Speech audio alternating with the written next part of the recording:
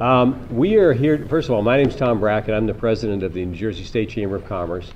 And we are here today to introduce a coalition called Opportunity NJ.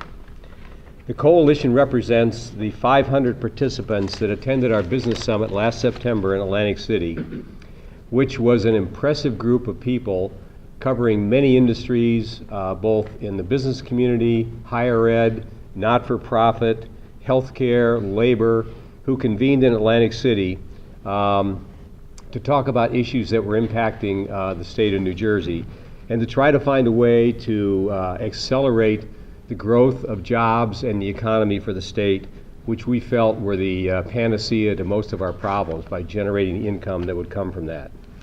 The four broad areas of concern that were generated from that business conference were the following.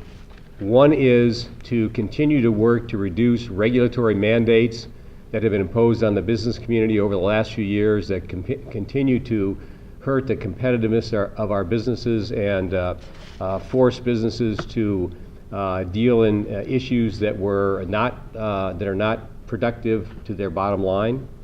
Secondly, to continue to find a way to increase the flow of qualified workers for the state of New Jersey, which is a major concern for all companies, and really without qualified workers, there's no way that you can really have the employees to help improve a growing company, which improves our economy. Thirdly, and a big issue that has been ongoing for a while, is to find a sustainable, long-term, dedicated source to replenish our transportation trust fund. As we all know, that's the foundation of our economy. That needs to be done, and we have been promoting that for many years, and that was another issue that came up in Atlantic City. And fourthly, the issue of the overburdensome tax situation in the state of New Jersey, and with particular focus in that context to doing an elimination or significant reduction in our estate tax. These issues continue to be priorities for us. However, since the summit, and frankly since December, three other issues have popped up that have been very, very troublesome to the business community that we are here to address specifically today. One is the constitutional amendment about pension payments. Secondly is the $15 minimum wage. And thirdly is the fast tracking of our paid sick leave legislation. A key goal of our summit in September with our legislators was to ask them to work with us to help find solutions to the major issues that were predominant in the state of New Jersey, that were preventing job growth and were preventing economic recovery. We wanted to be proactive with the legislators as opposed to constantly being in a reactive mode. We thought we had a commitment with the legislators at the end of that meeting, and for any of you who were there, you heard them say that they would like to do that and they thought that was a good thing to do. We have not had that meeting, and the three issues that have popped up were really kind of surprises to us because we did ask for a discussion before anything like that did appear, and those three issues appeared, and it really, I think, impacted us very strongly. Let me be very clear on what the goals of Opportunity New Jersey are. We want to actively advocate for programs that will grow New Jersey's economy and expand opportunities for all citizens in the state. We want to stop the ill-advised, economically damaging, and inadequately analyzed proposals that we see coming out of Trenton. And we want a seat at the table to work with legislators and the administration to find the best possible ways to work on our important problems. This is a plea for inclusion, not the exclusion that's been in place for many years. We fully understand and appreciate and want to help the issues of poverty, squeezing of the middle class, and we want to find a solution to the pension issue that impacts 800,000 people in the state of New Jersey, and we want to find a solution that's fair to everybody. But the current proposed solutions are far from the best solutions. There are better and less damaging paths to these solutions, and we want to help find them. Our coalition leadership will work diligently to accomplish our goals with the legislative leaders, the critical mass of citizens that we represent, and I might add that collectively this group, our coalition leadership and the people that attended our meeting, We represent almost 75% of the entire workforce of the state of New Jersey. We represent between 2.5 and 3 million people who are currently employed in the state out of a current workforce of about 4.5 million. So we hope to employ that critical mass of people in a grassroots effort to talk to the local legislators to help promote what we're trying to talk about to benefit the economy, job growth, and everybody in the state. And to effectively get our message communicated, as of this week, we have formed a 501c4 to be funded by coalition members, associated companies, and anyone else in New Jersey who believes in the mission that we see, which is to make New Jersey prosper again. The near-term and longer-term issues we are dealing with could very well shape the long-term future of the state of New Jersey. With all of our immense resources and our enormous potential, we need exhaustive, thorough analysis of all the issues we're talking about to produce the best results for all of our citizens. That also means inclusion of the very bright minds we have in the state of New Jersey, of the concerned citizens who do want to help, and I can tell you there are many people that would love to help and give input to these problems. There is a way to make our state more affordable, more attractive, more competitive, and a better place for all citizens to live and work. But we all need to work harder and much more unified to find the best solutions to stop what is currently happening, which are rush to judgment answers to the issues, and also the current trend of ballot questions that force uninformed citizens to make extremely crucial and very permanent decisions that will impact this state for a long time. The goal of our coalition is to, again, communicate, have input, and hopefully after today that will happen.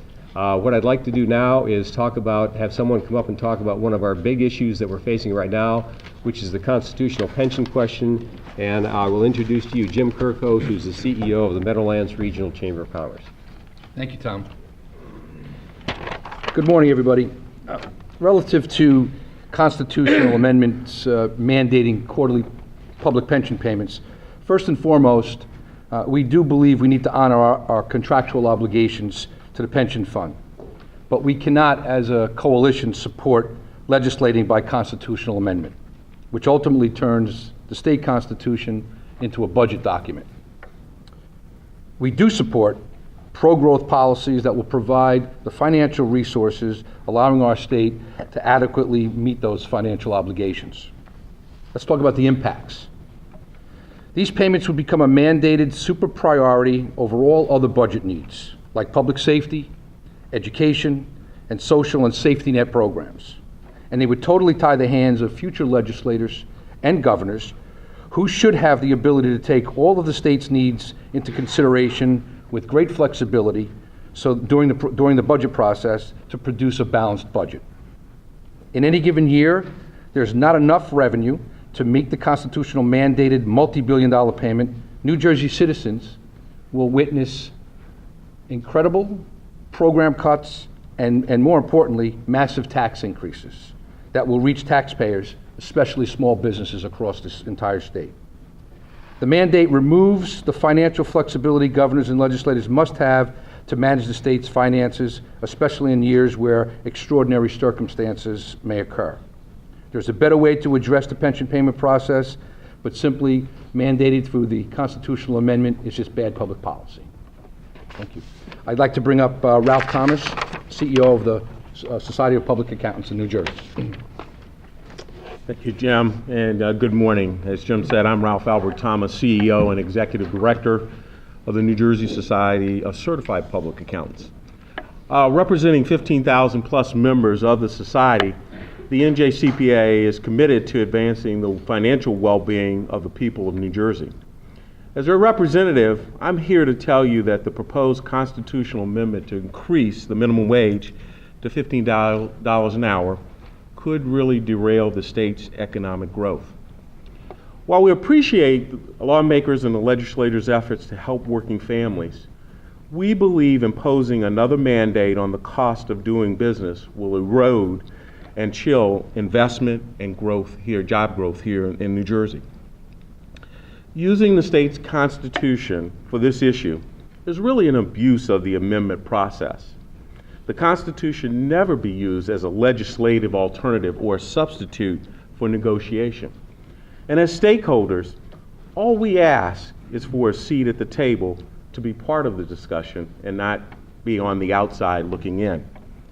The business community is still adjusting to the constitutionally mandated minimum wage increase from 2 years ago. The proposal to go back to voters again and increase the minimum wage by 79, call it 80%, will make New Jersey by far the highest minimum wage state in the country. And is that really where we want to be? Members of our society will work with thousands of small businesses across the state, individuals, folks of all sizes and shapes, if you will. And those CPAs tell us that their clients will only have a couple of options if a $15 minimum wage hike is invoked. Those options would be to absorb the cost without being able to pass it on to their consumers or their clients, reduce their workforces, and the real thing that we don't want to see is for them to move their businesses outside of the state of New Jersey and ultimately leave here. So, another increase in the minimum wage combined with other proposed mandates would dramatically increase the cost of doing business at a time when the state is really just trying to recover from the recent recession. The mere mention of it chills economic activity. New Jersey businesses need certainty and predictability, not more burdensome mandates, which makes New Jersey less competitive in our region. I thank you, and I want to bring up Bob Pernetti to talk about another good issue that we're concerned about. Bob? Okay, thank you, Ralph. We want to talk about the legislation for mandatory paid sick leave, which has been one of the issues that has gotten the most attention from a number of our members and certainly our members at the Mid-Jersey Chamber of Commerce. Mandating that businesses offer their employees either 5 or 9 sick days per year is not a good public policy, and is just another mandate that will have a negative financial impact on business, particularly small businesses throughout the state of New Jersey. The fact of the matter is that 70% of our employees in New Jersey already offer paid sick leave. 90% of all of our employers in New Jersey have some form of paid time off. And so it's not that our employees don't recognize the needs of their employees, they certainly do. And they have the ability now to be able to negotiate with their employees or to talk to their employees about what is the best policy for that particular business to keep it successful, to keep them employed. And what this legislation would do is fundamentally change the relationship between employers and employees, so that now we have the state government telling us how we have to run our businesses and how employees are to react in that business. Just one example, with this one-size-fits-all. We have many businesses, as I said, 90% of them that have some sort of PTO policy. For those businesses, if this legislation were enacted, they would have to continue their current policy as well as add the 5 or 9 sick days per year as the legislation would mandate. So they would have to actually increase the number of days or increase the burden of whatever policy has because of this mandate now. Employees also in this legislation have the ability to carry over sick days. That raises numerous questions about what does that mean and how is it administered and how is it keep track of. What about a summer employee or a student or an intern? Do they get sick days, and now are they able to carry it over from one season to the next? So it just complicates the entire method of providing time for sick. Also, for our smaller, particularly retail employers, and for those in the service industry, even mid-size companies, one of the problems is that the burden is doubled for them.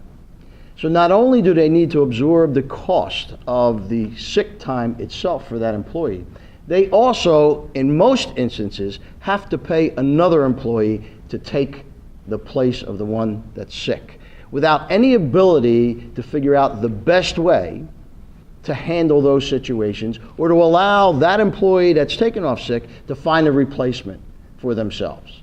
So it just, once again, state government telling businesses how to handle their own particular business. And in a state as diverse as ours, in the number of companies and businesses we have in this state, the diversity of that, it just does not lend itself to one size fits all. And that's what this legislation does. Another very troublesome part of this is what's known as the anti-retaliation provisions of this bill. So that employers who need to determine between legitimate sick time and possibly the abuse of sick time, there's a chilling effect that this legislation places on those employers because of the penalties in terms of any notion of retaliation to employees. So all of this put together, all of these mandates put together do not bode well for businesses in the state of New Jersey. More importantly, for employees in the state of New Jersey, because ultimately the employees and the consumers will be the ones that suffer from this type of legislation and some of the other things that you've heard here today. So it's just another example how New Jersey becomes less competitive, and another example of anti-job legislation that's being put forth by this legislature. So with that, I'll turn it over to Michelle from NJBIA. Thank you. Good morning, everyone. My task this morning is to talk to you about Opportunity New Jersey, which was incorporated earlier this week as a New Jersey not-for-profit corporation and is being formed as a 501c4 under the rules of the IRS tax code.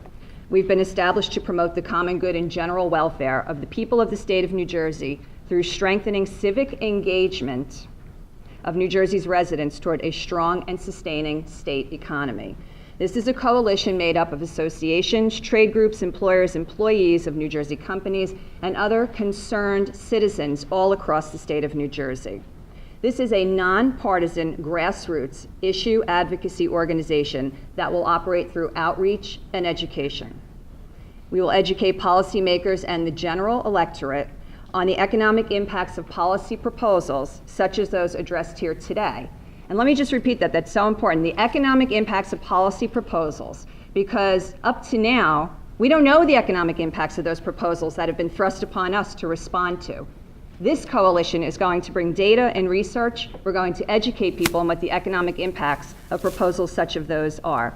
In addition, we are going to advocate for policies that will enhance New Jersey's economy and keep New Jersey competitive through the creation of jobs, enhanced business opportunities, and ensuring that the cost of living in the state of New Jersey is affordable for all New Jersey residents. We're going to organize messaging and engagement at the local level. How will we communicate? Today we are launching our website, www.opportunitynj.org. Please go to the website, sign up to receive our information, our notices, our email. We will be posting policy papers, press releases, communications.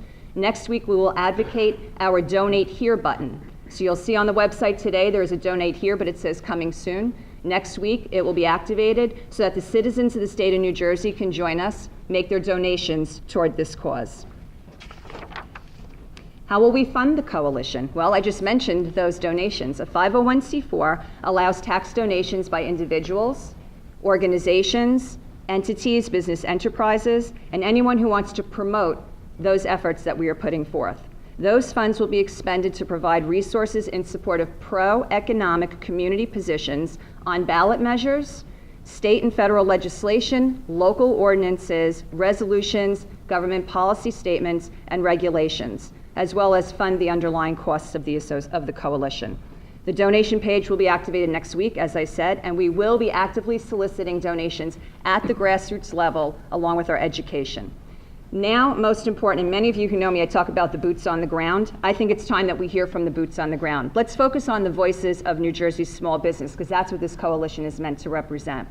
These are the people who tell the story best. In fact, last week, NJBIA hosted a discussion on the impacts of the minimum wage. We had over 50 participants and endless stories of how the minimum wage would impact businesses from healthcare to seasonal workers, hospitality, retail, nonprofits, youth employment, and more. And there was a quote that was provided by one woman who couldn't join us today. She is the owner of Jersey Girl Cafe right here in Hamilton, across the way in Hamilton, New Jersey. Kathy Reyna, and she said, "Please share today that a $15 minimum wage will devastate my business."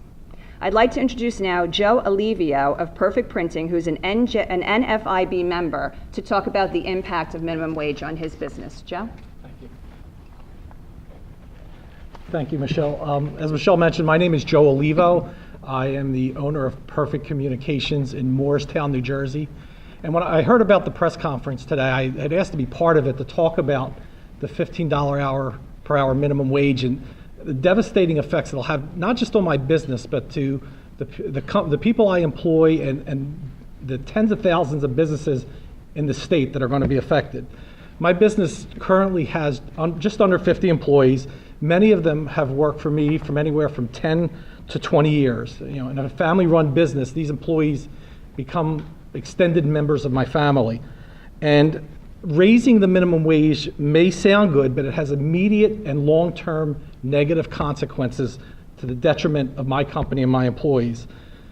Unlike many advocates of this amendment who have never actually were responsible for making a payroll a day in their life, I have done so on a weekly basis, and this only makes it more difficult to do so.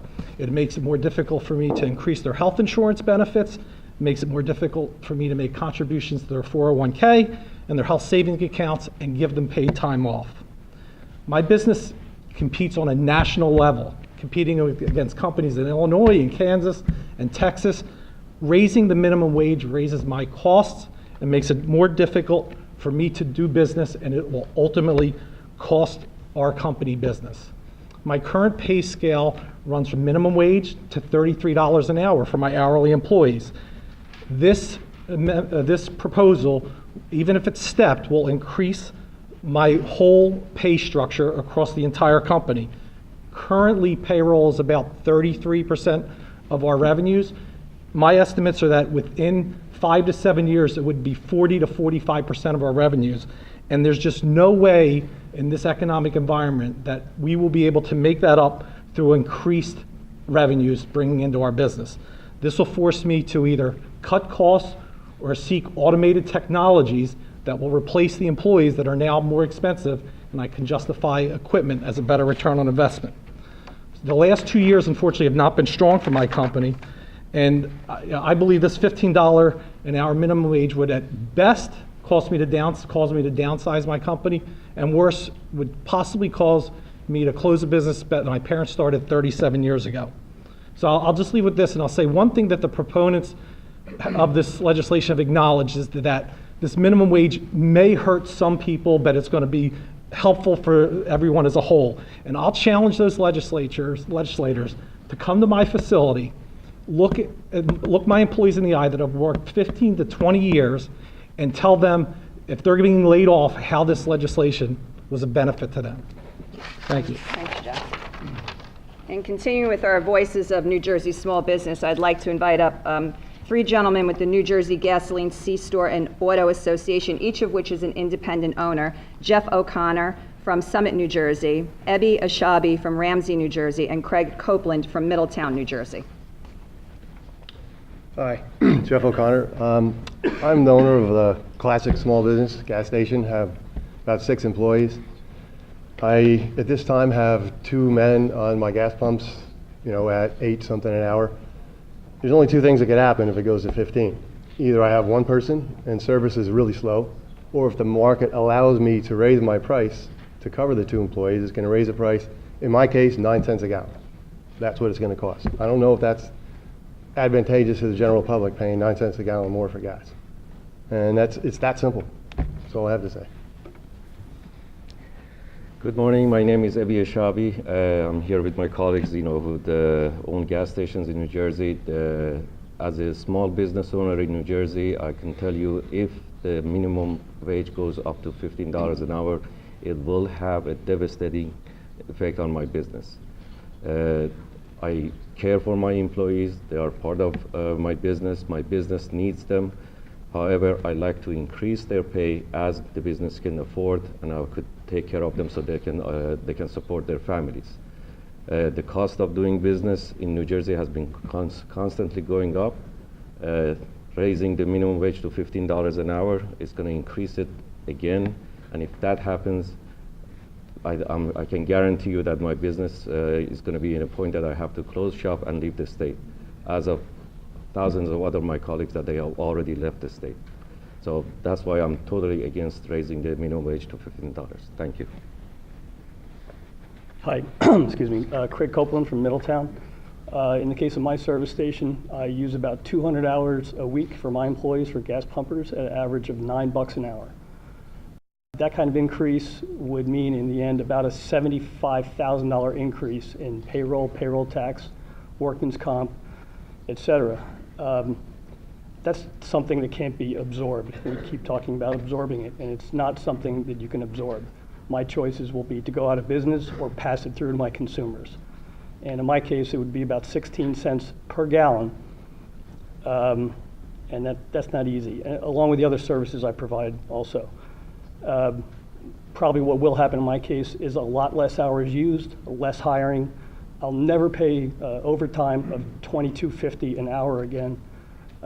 It's not going to work out well for the average employee, especially students in the state. That's it. Thank you. Thank you, gentlemen. And I invite our legislators to listen to these stories because these proposals are the hit to Main Street. This is Main Street, okay, and this is the impact. So to bring it all back home and sum it up, I'd like to invite Paul Boudreaux, who's the president of the Morris County Chamber of Commerce. Thank you, Michelle. So Opportunity New Jersey is all about the future, all about jobs. We've sat around the table a lot in the last few months as a group, and believe me, it wasn't a conversation about political parties. It wasn't a conversation about elections. It was a conversation about how do we have an environment in New Jersey that's going to spur investment, spur jobs, and at the end of the day, if we don't have a strong economy, we're not going to be able to pay our bills. So we are going to work together. Historically, our groups, of course, all of us know each other, but we kind of do our own thing every day. Well, Opportunity New Jersey now is on the calendar every day for the people behind me, and we want to be involved in the process. We want to come up with great decisions for the future of this state, and believe me, the people behind me talk to job providers every day. They know what's going on. Our legislators need to listen, and we're ready to go forward in a positive way. So thank you all for being here. So with that, we will open it up to questions.